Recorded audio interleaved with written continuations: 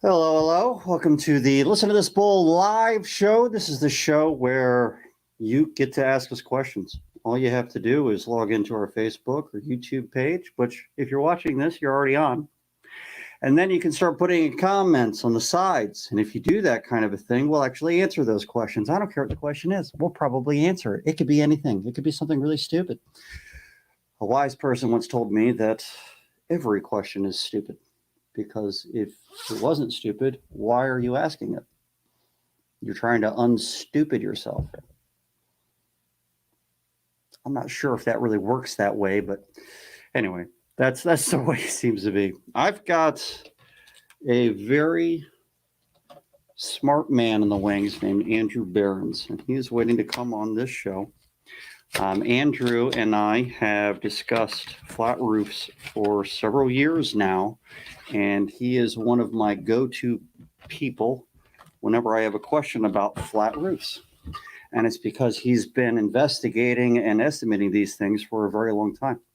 So his name is Andrew Behrens. If you don't know who that is Matt Behrens' brother. If you don't know who that is, then I'm surprised you found the show. But, whatever.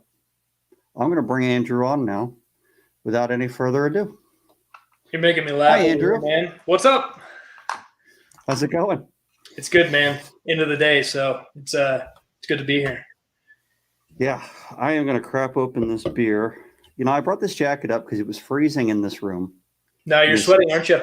Now, because I ran downstairs and I ran upstairs. I'm going to sweat for a while. At some point, I'm going to put this jacket back on during the show because I'm going to be freezing.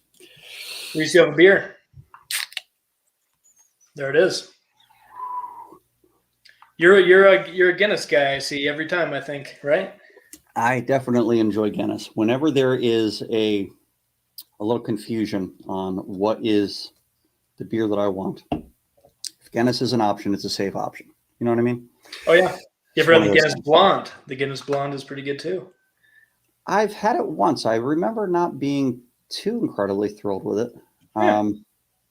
Teach their own. Maybe it wasn't the Blonde. Did they make one that was similar to Yingling at some point? I don't know about that. All I know is I like the Blonde, but I like Guinness beer. So, yeah. Marshawn is having a Heineken guy. Mm-hmm. It's actually all that was in my fridge, and it might be expired, but it tastes no different. So I don't care. Got a bunch of Heineken guys in your fridge? No guys, just Heineken. All right. So we are here to discuss flat roofs. There's a reason for that, though. You're actually going to come down and be in this studio with me next week, and we're going to be teaching the flat roof course. You are the primary instructor for it at National Claims Institute. I'm pretty excited about it. Yeah, it's going to be a good time, man. 5-day course. It'll be a lot to cover, but yeah, hopefully, hopefully creates a lot of healthy questions and good learning environment. It could be. So we have, I know it's supposed to be a learning environment, but one of the first things that I did for the new classroom was built a bar. So I have priorities. The best of both worlds, I guess. Could be. Yeah.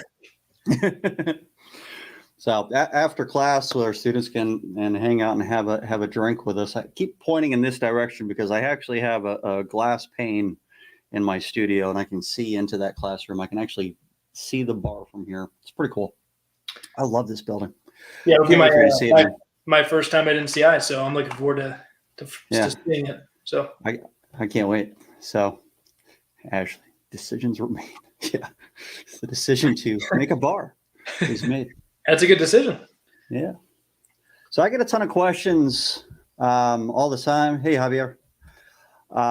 When people are looking at flat roofs, they often have an issue with trying to find what they call functional damage. If an engineer is on site and if it's just a substrate damage, they might say that the impact to the energy efficiency of the substrate, the ISO board, whatever it might be, is negligible.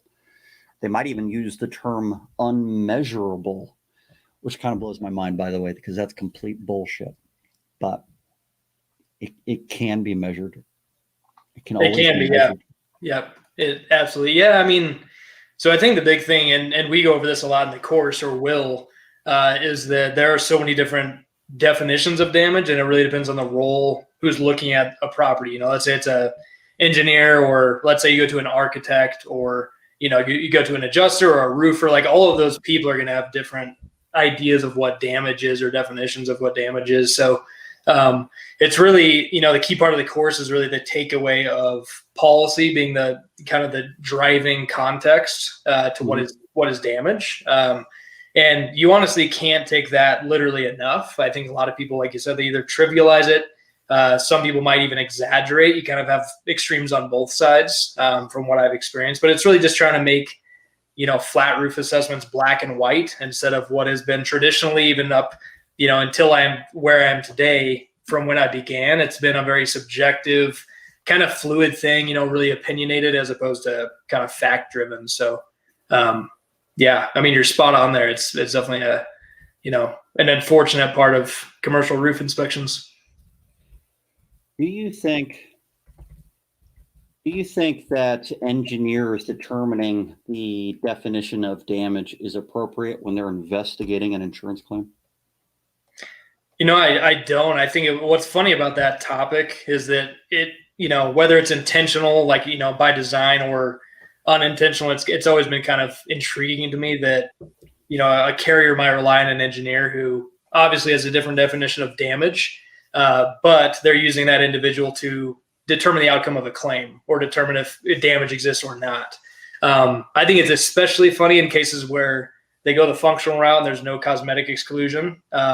And the carrier just latches onto that, even if there might not be a cosmetic exclusion in place. We see that every time in there. Yeah. So it's kind of funny. I mean, I think a lot of what we've experienced on the commercial roof side it's been kind of educational, even us educating the insurance carrier side in a lot of ways, where honestly, a lot of the adjusters, they just don't know what they don't know. And flat roofs, unless you have training, it's a big topic to swallow. So a lot of it, we see a lot of times when we approach a situation, it's kind of eye-opening, even if they will never admit it. It's always a funny thing. I mean, you never see the same thing twice. Building materials are always changing. There's constantly engineering studies coming out. A lot of them, though, go back to even the 50s and 40s, on like built-up roofs and mod bid and all that. So yeah, those are frustrating because you can't just highlight a portion, copy paste. You have to snip it because it's just a photograph of a JPEG document or something. Every page is a image. Oh yeah, and I mean, you can get like PDF, like you can scan. It doesn't work very well. Doesn't work very well usually. No. Depends on the document, but yeah. Imagine doing that to the Bible. What would spit out? That'd be pretty. Yeah, that'd be a long book to scan. That would be. That'd be terribly long. Yeah. And the pages are so thin it might scan through to the other side. I've had that happen to me on other things before. That also frustrates. But anyway, we're not going to go down that path. Nope. No, let's steer clear of that argument. Hey, so I'm going to go back to the definition of damage real quick. So we've been teaching our students that definition of damage, if it isn't defined in the policy, is a physical change, period. Yep. So if it's changed in any way as a result of a covered peril, then that is a covered loss. So that's what we've been defining damage as. Other engineering firms define damage in different ways, but the most common that's used is the functional damage. That for roofs, that's a reduction in water shedding capability, or what's the term they're using now? It's not just a reduction, it's a significant reduction of service life, I think they say now. Yeah, they like to use those like quantifying terms, Right. I mean, even because I actually have the damage definition right here. It's physical harm causes something in such a way as to impair its value, usefulness, or normal function. Pretty straightforward, Functional impairment, it would be so then you have to define what the functions of the item are. But the function of a roof isn't necessarily just to shed water, a lot of times they also provide a aesthetic appearance. That's why there's so many different colors. Otherwise, why would they bother? Yeah, no, flat roofs aren't necessarily something you worry about color on too much, though. Yeah, that's a good question. It's even something we cover in the class. I mean, really, you have to understand all the different attributes of a roof.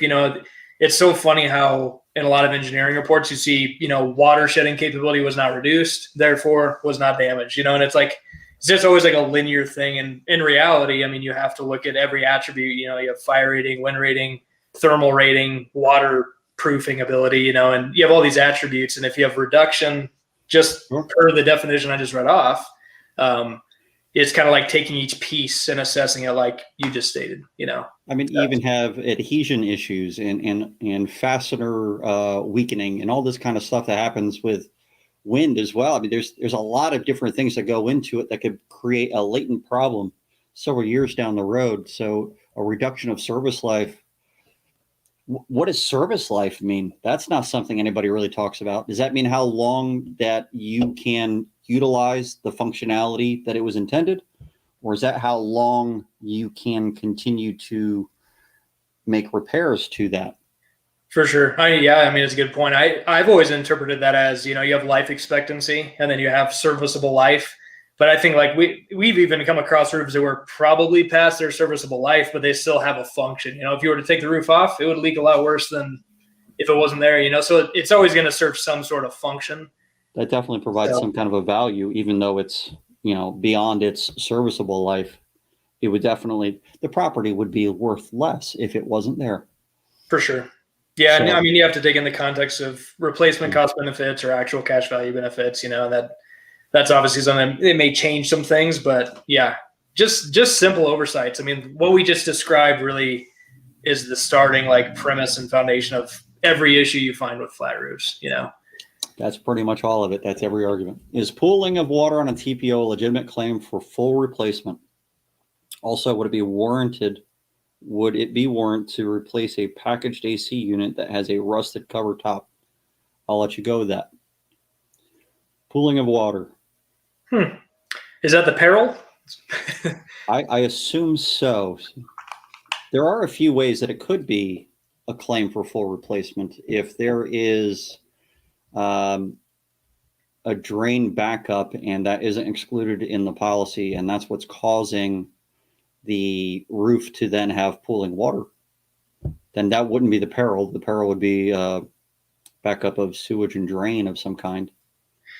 Yeah, we've had a few instances, very rare, where roof drains were clogged by high volume hail events, and you had, kind of water buildup, and then it can make seams fail. So we've had that happen a couple times. It's really difficult to prove though if that's like a sudden accidental event or an ongoing issue, and of course that's a whole different thing to navigate. But yeah, I mean, if you have a peril, I mean, obviously it starts with a peril. So if you have a covered peril, and if you don't, or have a lack thereof, then you probably wouldn't have a valid claim. So there's often ensuing loss provisions tied into a lot of stuff that you'll see on flat roofs that will get you into anything that occurs as a result of that excluded loss, which would tie in interior damages that sometimes can lead to decking that is being replaced.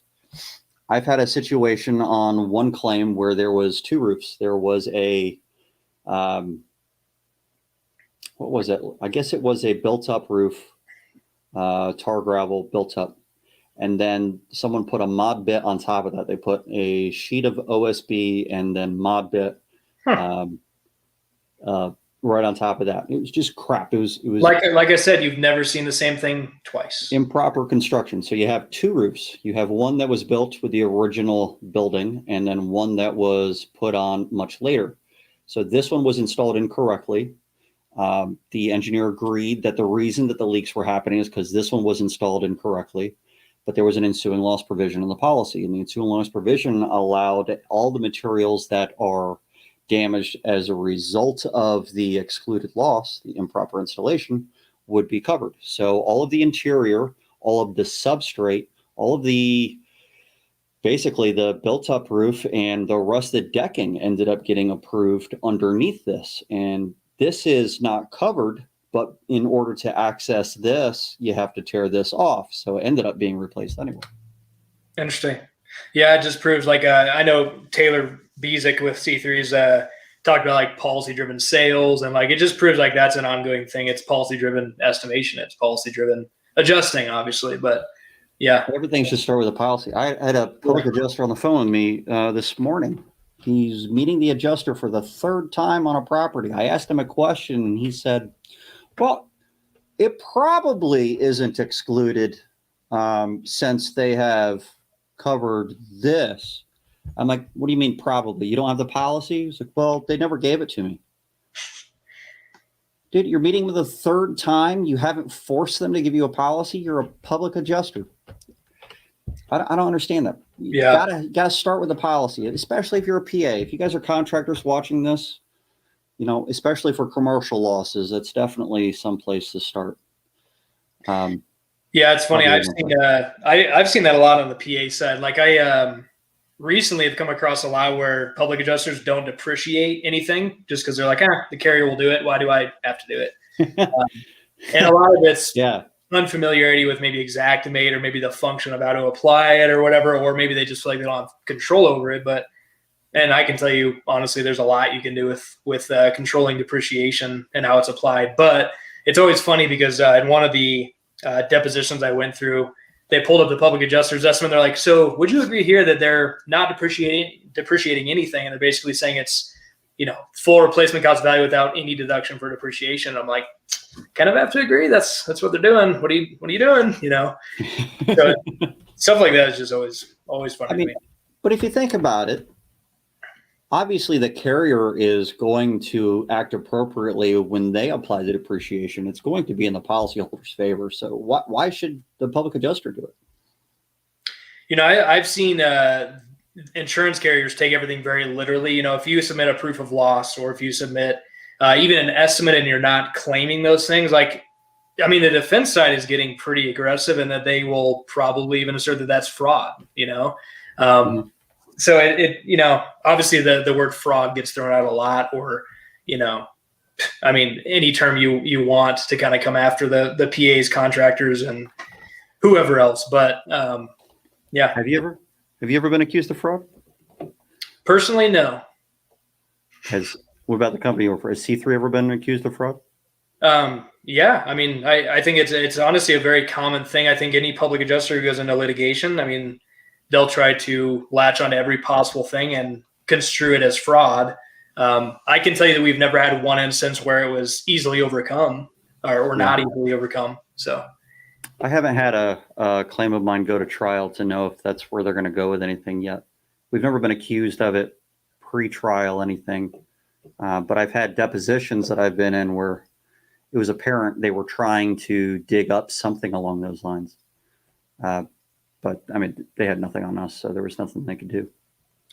Yeah, it seems like it really depends on the state too. In Colorado, we've had some pretty aggressive, defense firms, which is fine. If you're doing things right and you can substantiate and kind of counteract the complaint, it's not a big deal. But I've also seen instances where the complaint does have validity, and it's like, good luck defending yourself because you messed up. But yeah. If you get hail damage to standing seam metal roof, do you have to get actual fractures on the metal panel? What would constitute full replacement versus just replacing a single panel? Well, if the exclusion isn't there for cosmetic damage, then obviously, for your example, I assume you mean that there is an exclusion there for cosmetic damage. Do you want to take this one, Andrew? Let's see. So actual fractures. So standing seam pedals are going to be crimped, obviously at the seam. So you're gonna be looking for disengaged laps, any kind of deformity of the crimp, because that's going to be where the waterproofing is. It's not going to have double-sided butyl tape like a lot of the rib profiles or all of the rib profiles will have. So yeah, you can of course go the metallurgist route and go that route, but something then, and this kind of ties even back to the commercial roof training next week. One of the things that you really have to be aware of in the claim cycle is kind of the idea of reasonableness and what that means, because unfortunately a lot of claims, they might get settled in adjustment, appraisal, litigation, but if they go the litigation route, it may inevitably go to a jury. And a lot of times that jury is going to very much use that reasonableness to make their determination. And sometimes that's unfortunate. Sometimes they might look at a metallurgist's report on a metal roof and say, oh, that seems totally reasonable. But I've also seen a lot of times where you might go that direction and the defense side might paint that as a totally unreasonable thing. I was in a deposition once talking about the same issue, and they asked me a question of, well, let's say, the life expectancy of a metal roof is 50 years. If you had a dent that caused fractures of the galvalume or galvanized coating, and maybe instead of 50 years, it, corroded in 49 years, is that damage? And I'm like, yes, that's damage. And then she'd say, what if it took 100 years? What if this, we talked about life expectancy earlier. She kind of brought that in. So they're very savvy with how they kind of organize these questions. And they're like, what if it was 100 years? And I'm like, yes, if it accelerated that corrosion, then yes. She's like, 200 years. And you could just see she was trying to use that trivialize kind of concept to kind of, dilute the argument a little bit. So at that point, did you just look at her and say, silly attorney, you don't know who you're talking to? Did you do something like that? I maintained my questioning because at some point it just got so ridiculous. I'm like, look, there's clearly fractures in the coating. So, it was beyond speculative, but it was just kind of funny how they try to play with your mind a little bit like that. They're a little bit messed up. I think that I would sit there and probably try to get them to define everything that they're trying to ask me. Yep. 100% their way. It would probably frustrate the crap out of them, get them off balance a little bit, and then they'll have a hard time asking the questions properly. But yeah, that's a ridiculous thing that they try to pull out. I would like to know more about commercial roof class you mentioned, online or brick and mortar. It isn't a brick or mortar. We have a facility in New Smyrna Beach, Florida.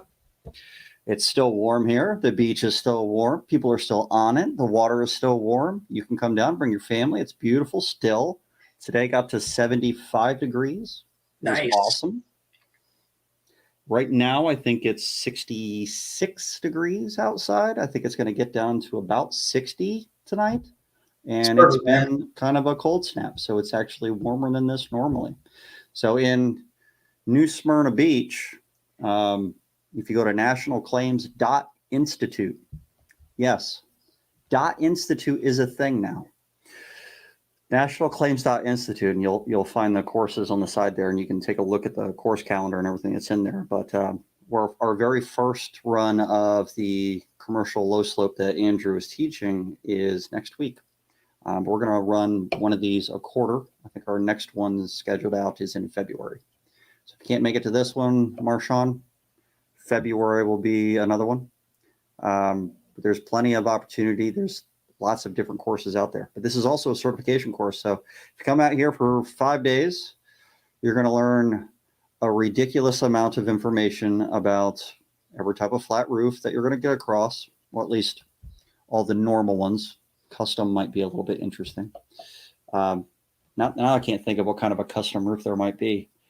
Maybe bed sheets with a bunch of paint, and they're using the bed sheet as structure or something, right? Yeah, Last America with sheets. I don't know. Yeah, never know. Like that. That could work. Yeah, just go down to Arizona, Sierra Vista, Arizona. You'll see the weirdest stuff ever. You could probably do that in Arizona because there's very, very little rain.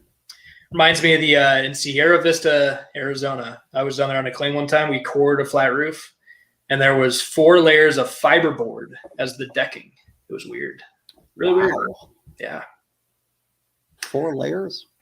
Yeah, and it was one of the few times too I've seen a 2-ply built-up roof. So you actually had 18-inch laps, which is not very common. It's the first time I've ever seen an actual 2-ply built up. I don't see. I've never come across. I didn't even know that people did that though. I don't think they do. I guess in Arizona, though, you can get away with a lot if there's no rain. What happens when it rains in Arizona the first time of the season? Is the roof put in such shock that it immediately contracts and maybe it pulls itself apart? So maybe you got to worry about having brittle materials out there. It was quite the brittle roof for sure. It was actually one that the opposing side had proposed a coating on, and it was saturated, so that wasn't a good candidate for that. But it was kind of interesting taking off all the fiberboard decking. It's kind of weird. For those of you that are roofers out there that are thinking about doing coatings, and you start telling people that they should put a coating on a saturated roof, a roof that has water intrusion, shame on you. Stop doing that.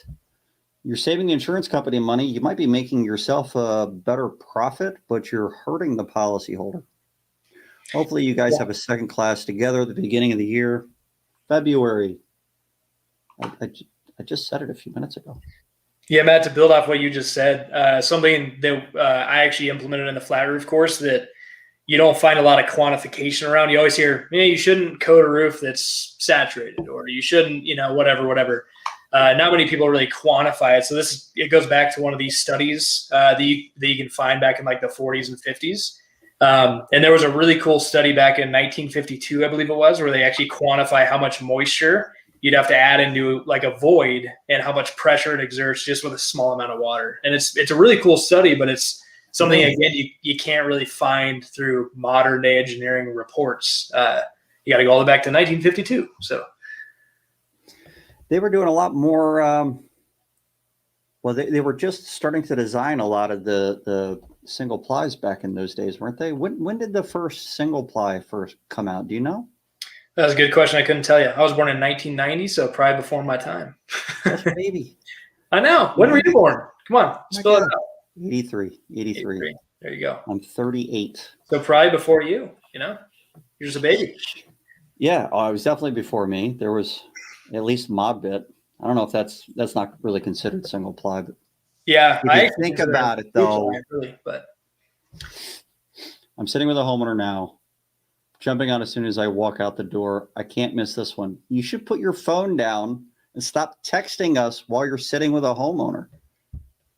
Just bring your iPad, put it on the table while you're selling them, and watch. You can do it. Yeah. I mean, it could work. I've had customers call me because of this show, clients that call directly to try to get us to help them with their claims just because of the show.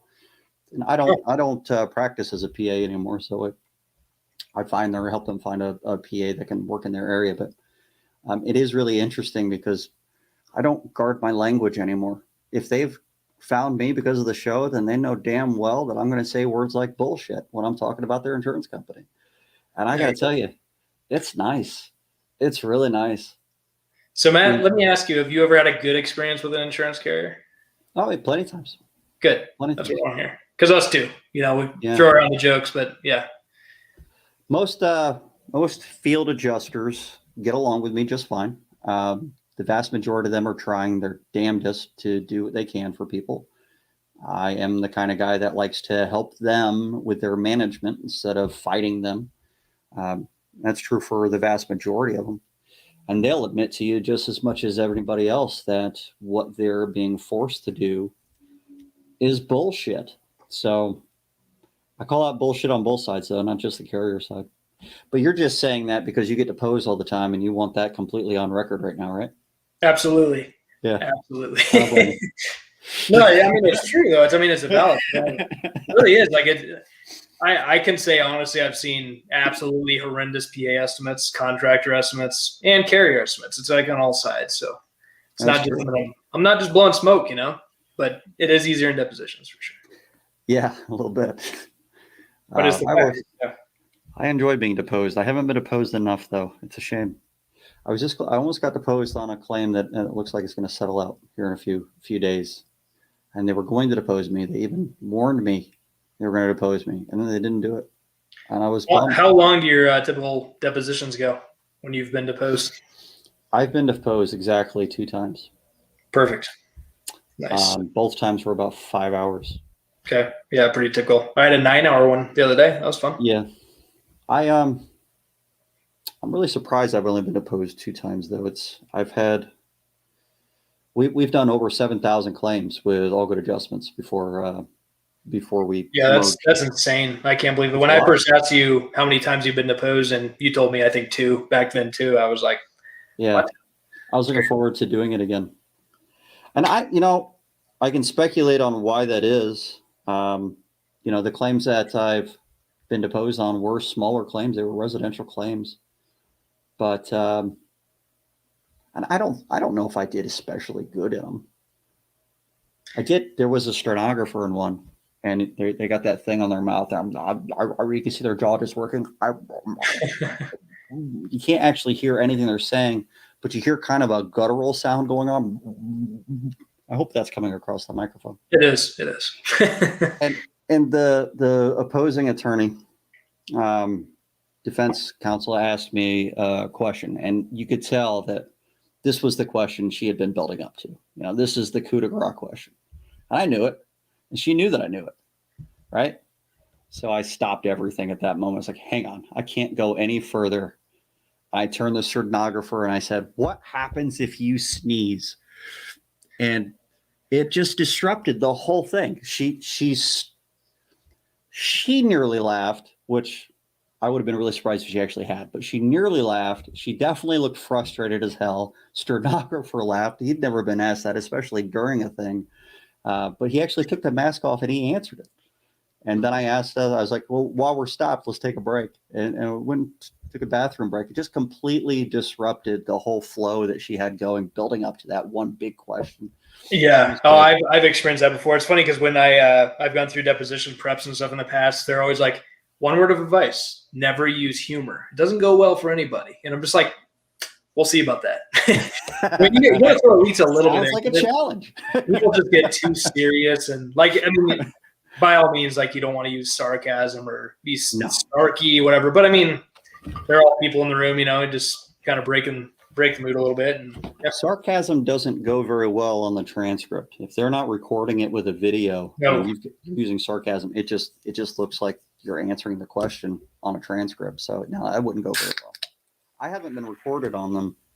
The two that I did were only typed out. There wasn't a video involved. Yeah, it's funny. Just on the topic of depositions too.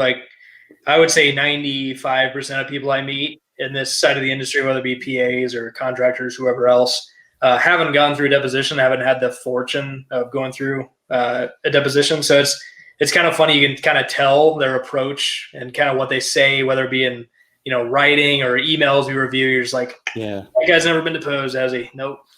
You could tell. You learned so much that first one.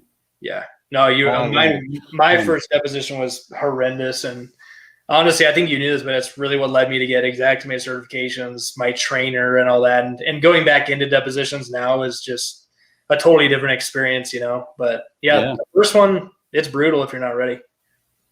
You know what though? You learn so much about where your holes in your organization are, what your process is, where the problems are, just by the questions that they ask you.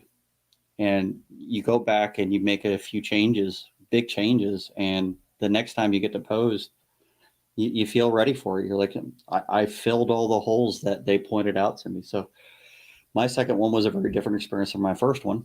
One, just like your first adjustment ever, right? You're nervous. I was nervous as hell. I had to have somebody there holding my hand for the first adjustment I ever did. It got bought for just about no damage whatsoever, which is kind of funny, but that's the way it worked. And I felt great about it ever since. And I had a good experience with that field adjuster. Yeah, I think in the legal world or depositions trial, it's kind of funny because you've over time you identify that a lot of the defense attorneys, they have a very basic level of knowledge, and they're very good at conveying that they know everything there is to know about everything, and kind of a basic level line of questioning. So if you don't know at least to that level or better, you're not going to do very well. Do you think people's disposition on adjustments, the way that they deal with adjusters is, I wonder how much that first adjustment that they do plays into how they approach future adjustments. If they had a bad experience on that very first one, are they more likely to go into every subsequent adjustment and basically build their their process, their MO on how they deal with things based off of how that first one goes. Oh, I guarantee you. I mean, I think of it like if I was an insurance carrier adjuster and you meet, I don't want to say typical, but one of the kind of the stereotypical PAs out there who kind of just is, just pushing his buttons all the time, just kind of challenging, really snarky, sarcastic. I mean, that's going to set a precedent for that adjuster. Every time he meets a PA, he's like, oh yeah, again, like another PA. So I think one thing that C3 has always done in adjustment, and even the few times I've acted as an actual PA, it's cool when you hear compliments like, you're one of the better PAs out there, or you hear just compliments, or you even have people reaching out asking if you're hiring, from the, it's just, I think we had the same experience. Yeah, I mean the PAs that I talk to, which if I reach out to you and I ask you questions, then that's a good sign that I think that you're a worthy individual and that I like you.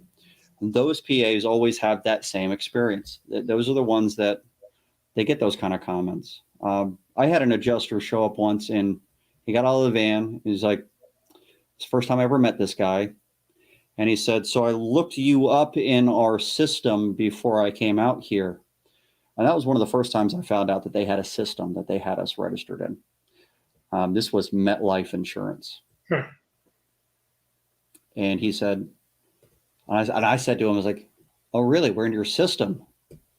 And he was real, like, I looked you up in our system before I came out here. Like he was like stone cold about it, right? He wasn't giving anything away, but it made it feel like he hated me. That moment, you know what I'm talking about? So then he says, no, then I asked him, so what does it say about us in your system? And he goes, it says you're the only honest PA in Georgia. I was like, what? Really? He's like, so I'm going to buy this roof. And he was just fucking with me. And I was like, damn it, dude. So does it really say that? It's like, yeah, it really does say that. So I don't even have to get up there. We're going to buy this one. I appreciate you being an honest guy. I was like, well, if I'm being honest, this one's a really shitty claim. Are you sure you want to buy this one? He's like, see what I mean? See what I mean? Yeah. But I mean, I remember when C3 first started, it was a totally different kind of organization, and that, I was kind of thrown in an estimator role, and that was my first time really being introduced to Xactimate and damage assessment and all that. And what was really interesting about this one inspection was I signed up, and this is where like I could act as a PA or an estimator, and we used to just be structured in a totally different way. So I signed this one claim, and that insured, I believe it was their sister, something like that, lived right down the street, and I was like, yeah, I'll sign them too. So went to their house, signed them up, put in a claim. And I remember I went out there with State Farm. They brought 2 adjusters, and we get up on the roof, and immediately I just felt embarrassed. I felt embarrassed that I brought them out there, that I would file a claim. There was no valid damage at all on this roof. And I remember I walked down, and I walked up to them, and they probably thought I was a fool at that point. And I walked up, I shook both their hands, and I was like, I just want to say I'm so sorry for bringing you guys out here. Like, we never should have even initiated a claim, and I sincerely apologize. You guys have a good day. And I remember just the reaction. They're like, you guys are, cream of the crop. We never meet PAs like you that are, even apologizing for that kind of stuff. So, you have a good day too. But it's just like that kind of interaction, I think, goes way further than you think, and apparently they build files on you. So apparently they do. Yeah. That's funny. I know that I have a file with Allstate, and I'm very curious what that one says. I doubt that one says the only honest PA in Georgia. I really doubt that one says that. You probably have a few reputations out there, but there's a reputation. One of the first students from the very first class that we did at NCI, actually no, it was like last month. We had a couple of public adjusters, and the owner of their firm was an IA. And I didn't remember this guy, but he told them when they asked him if they could go to take this class, he asked them who was running it, and they said my name, and he told them that, that's about the only public adjuster I ever met that I remember liking working with, or something to that effect. They told me his name. They showed me a picture of him. I honestly, I didn't remember the guy. It's unfortunate, but that was really cool to hear. Some of this stuff, you do develop a reputation. For those of you that are watching this, understand your demeanor carries with you. People remember you, and they will interact with you in appropriate reactionary ways based on the way that you deal with them in the future. So you mean your reputation precedes you? Is that what you're saying? Yes, that's a much better way of saying it. Yeah, thank you. I don't know what just came out of my mouth, but it was a little bit. It's funny because I literally have that in quotes in next week's training. So again, nice. Yeah, it's an important thing. Or are you about to? Are you like? No, I really do. That's why I'm so quick to quote that, because it's right here on my slide. I don't know what's going on. We have a very small audience today. This is much smaller than usual. Yeah, it's okay. Missing out. Weird. Yeah, well, we'll probably get a lot more people watching this thing on the back end, but without having enough people asking us questions, any bullshit out there that you want to talk about? Whew.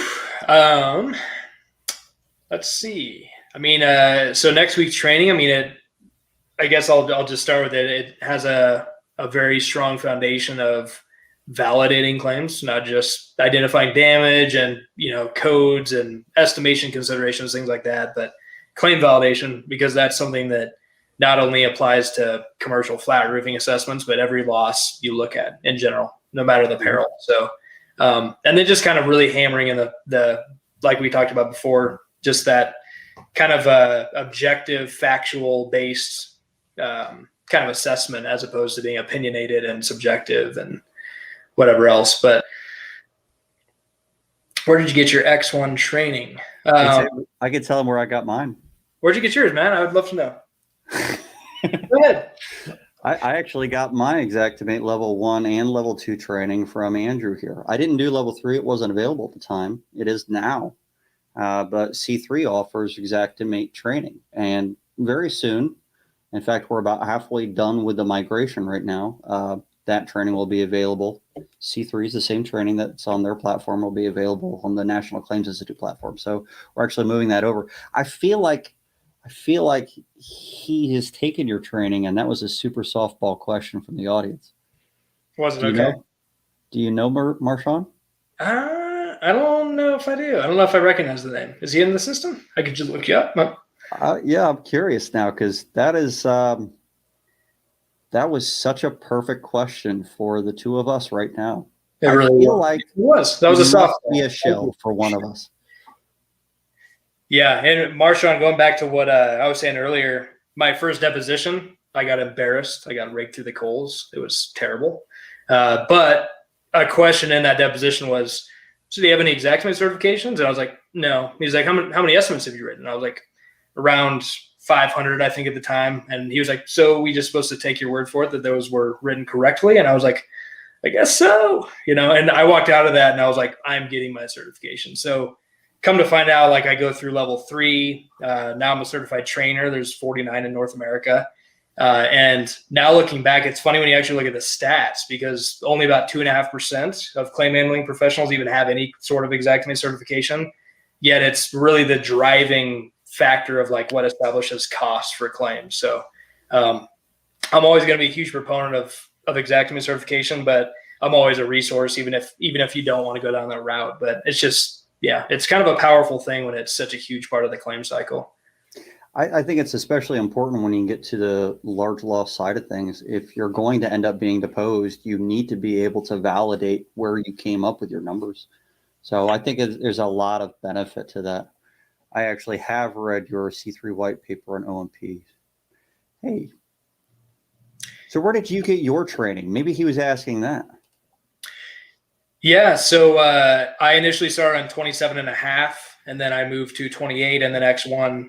Obviously, there's not a huge difference between all three, really, just more of a kind of aesthetic changes. But I was mostly self-taught all the way up until my first deposition. And then I instantly got my level 1, tried for 2, failed, kept trying, passed, went for my 3, failed, tried 3, passed. So up until actually I got all the way to level 3, I was self-taught. A lot of it was just interactions through others and identifying a lot of deficiencies in other estimates.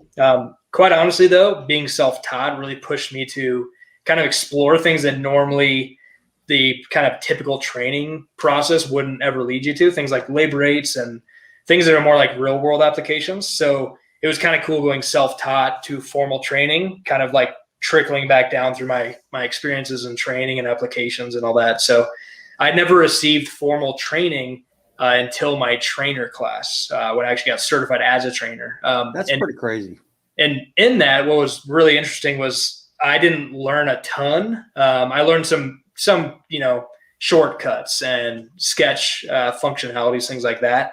But as far as everything else, I'd gone through every single button in Xactimate. I'd learned the whys, obviously gone through the real world applications and all that. So I felt like I was almost in a better position, but I still think both are important. You want to be driving yourself through the program, and you also want formal training. So it surprised me when I did level 1, because I had been using Xactimate for nearly 10 years by the time I took your level 1 class.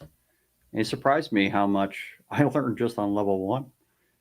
I honestly was embarrassed by how much I learned on your level 1. I remember you seemed a little sour at first. I'm like, do you like it? Man. There's definitely things I wish I had known, because it would have saved me a shit ton of time. And level 2 definitely was a big deal. And if I was still practicing as a PA right now, I would be using a lot of that, especially the flooring application stuff that you have in the level 2 was pretty kind of a game changer in the way that I go about arguing flooring claims, just because of the way that things are built in Xactimate, and it changed the approach that I would take.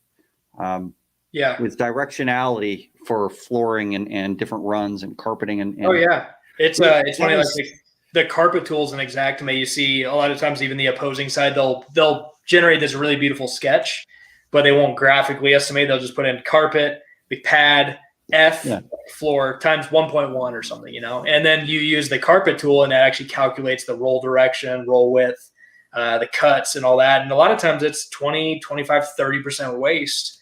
Automatically.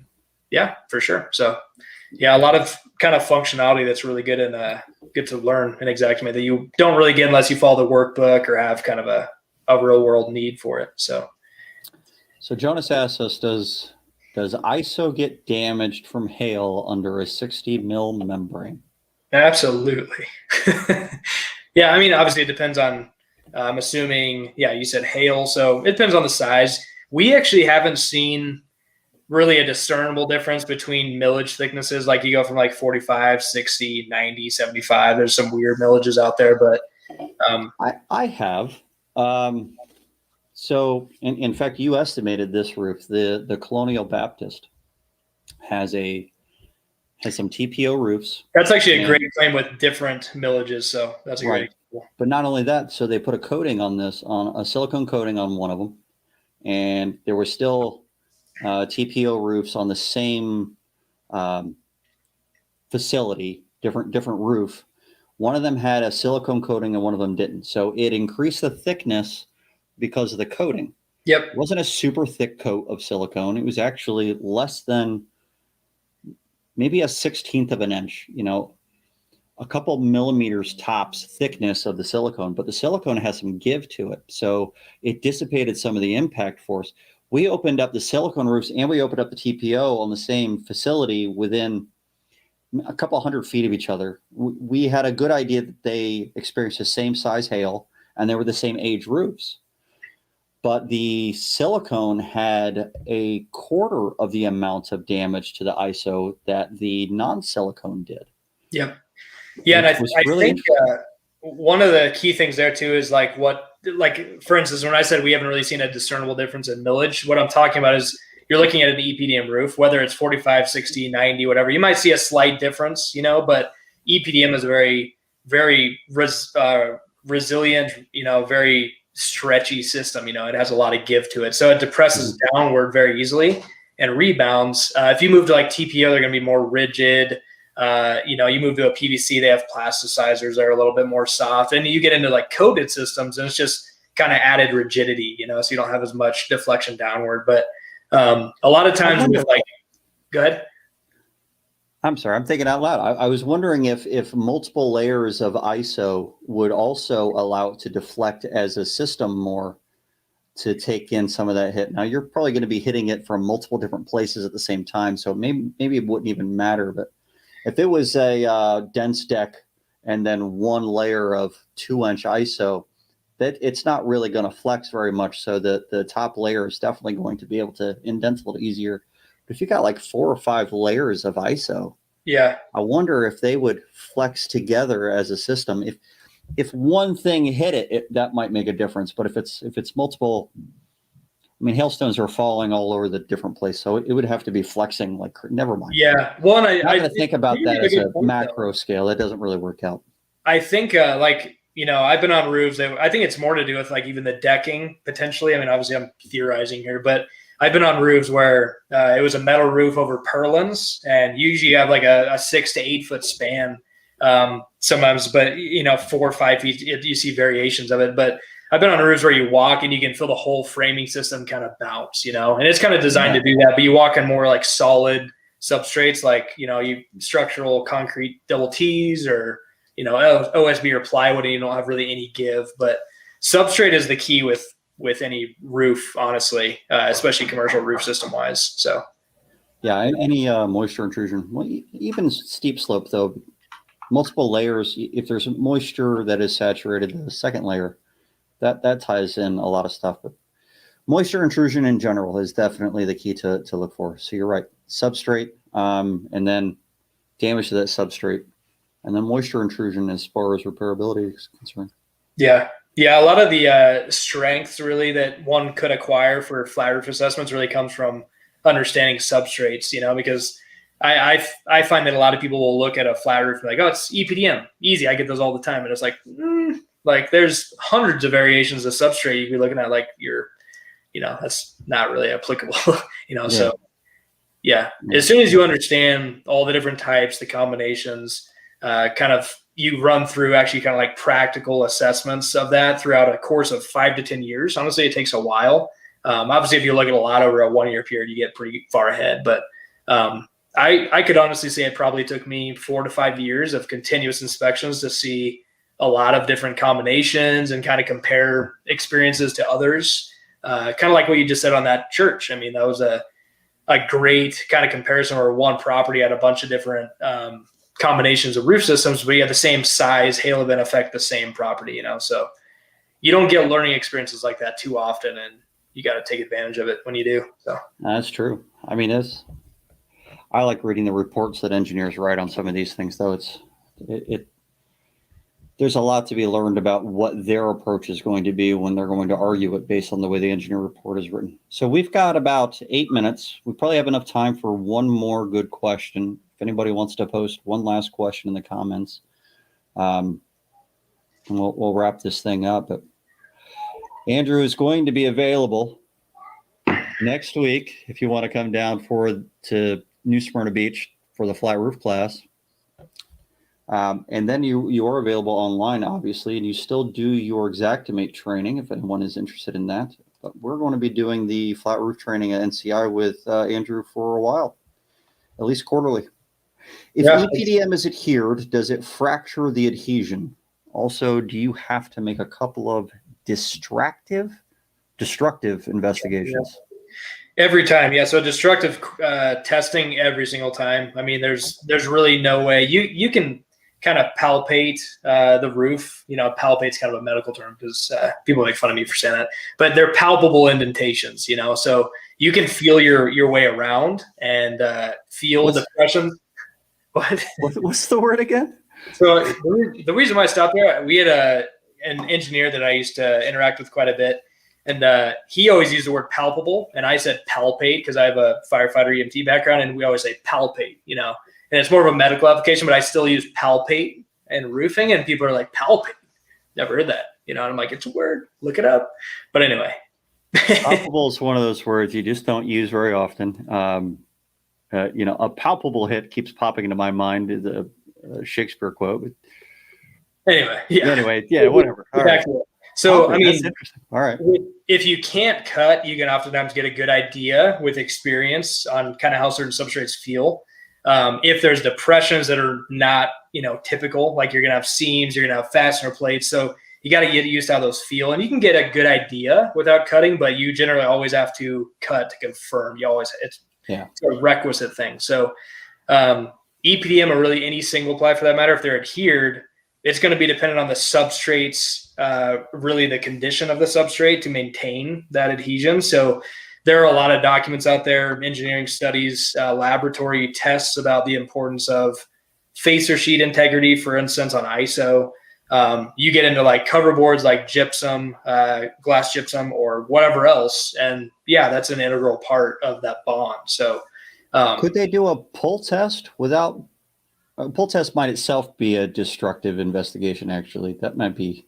Yeah. So one of the things about pull tests is kind of a funny topic, because one of the things that always kind of make me kind of turn my head a little bit is that pull tests in general, they will have a baseline of some sort. And usually that's a perfect scenario. And the hard part in the real world is you don't have to have done one prior to the storm in order for you to know. So you might have a baseline, in a laboratory test for maybe the ASTM testing or whatever for that product, but it's not applicable to the actual product on the roof. So they might, let's say it's a certain amount of uplift force designed for that roof, but maybe it was installed with a different adhesive. Maybe it was installed with a different manufactured substrate, So it's always bugged me when they do those tests and then they don't have a foundation really to compare with. So not for hail necessarily. What if they did a pull test in a protected area? If there's a wall and a flat roof and the hail was coming down at an angle, could they do a pull test right up against the wall as a control, and then out in the field that actually got hit by hail? Would that be conclusive? Yeah. I mean, I think that's better than just doing it off of a laboratory uplift baseline, but so I think there are things you can do to navigate around that. Not that many people do. I would say, engineers, that's how the scientific process works. You should do that. Use what you have. Yeah, that's applicable. It's funny though, like in our experiences with the uplift argument, we've honestly never been prompted to go the uplift route. Usually it's something that might kind of get thrown out. I don't know your experience, Matt, but with ours, it's like, all right, we documented discernible impacts. We have direct physical loss to the substrate. That's an issue. That's damage. And usually it stops there. It's about documenting that really thoroughly. Yeah. And why go the uplift route if you can document that thoroughly? It's one of those things that you throw in. If that's your only argument, you're going to have a tough time. Yep. I've definitely heard of people that go around on roofs with a plunger and try to see if the roof is adhered or not. But talk about a baseline. What's the baseline there with using a plunger? Yeah, they're probably causing damage as they're doing it too. So I'm not a huge fan of that idea. I'm sure it looks really interesting, but that's not been something that I've hung my hat on for sure. But I haven't done nearly as many as you guys have either. So. I mean, it honestly goes back to the reasonableness kind of topic too. I mean, you have, if it goes to a jury, I mean, there are studies out there that test a certain amount of impacts and they don't really, they can't find a measurable difference. Matt, there you go. Right. Between uplifts. So there are documents out there that kind of muddy the water a little bit. And that's kind of, in any kind of claim, any kind of peril, there's going to be that certain point in the process or assessment that it does naturally become a little more subjective and you have to navigate that. And sometimes that's just the way it is. But how do you approach a wind damage EPDM? That might be too big of a question. That's a big question. The amount of time that we have left. I feel like that is the kind of question that you need to come to a class for. We could spend about 20 minutes talking about that question. Yeah, no joke, for sure. Yeah, there are a lot of EPDM variations. We have ballasted, mechanically fastened, adhered. So tons of different options there. I'll give you one thing that I do quickly just to see if it's worth going out to investigate. I'll often pull up photos from the roof and then I'll take a look at Google Earth Pro, the desktop version. You can go back in time on the satellites on those and see if the damage that you're looking at, if you've got a folded back membrane, see if it was there before on a corner or something like that. So more often than not, Matt, when you go through that process, are you like, it's historic? More often than not, yes. Yeah. But I have won claims immediately because of that documentation as well, where it was not, and now I have proof to show. So historical satellite imagery has been a game changer that I don't know why no one uses. It's a free application, but yeah, it's pretty cool to go back in time. You can't hide from satellite imagery. So well, I hear that if you wear like a tinfoil hat, you can. Some people do. Yeah, you got one under the hat, or I mean, that's why I wear this all the time. A hat on a hat. But I line it with lead. I think that the skin contact that I have with the lead helps me mentally. Somehow I believe that. It's just crazy, but yeah.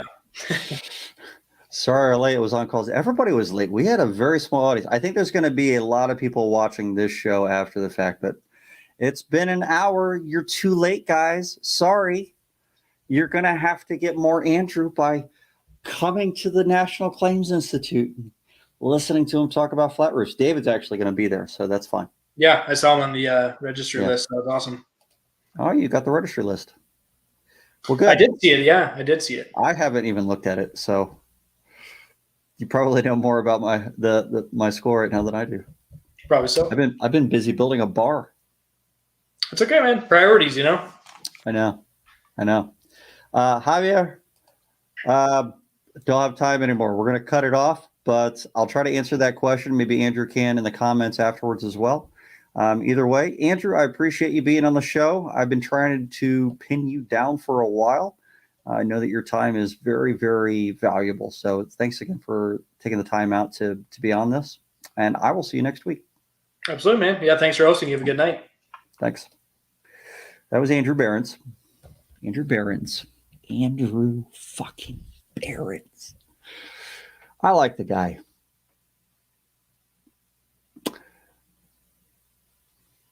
There's a lot more I could say. I just like the guy. He and I would gel. You know, if you ever see gel like come together, it doesn't quite mix 100%, but it tends to like be attracted to each other. I think that's what they mean by gel. I'm making this up as I'm just rambling. I miss Remington. All right, so I will see you guys next week, Tuesday at 8 p.m. And that will be during our flat roof class. So I'm sure we'll have someone here last minute that we're going to throw on the show, probably sponsor of some kind of a guest appearance. Who knows? Should be interesting. Usually we do something like that when we have one of these big classes going on, and it usually ends up being a really interesting show with a lot of nuggets. So don't miss next week, Tuesday at 8 p.m. Eastern. That has changed because it's no longer daylight savings time. All right. I'll see you guys then. Hey, collaborate.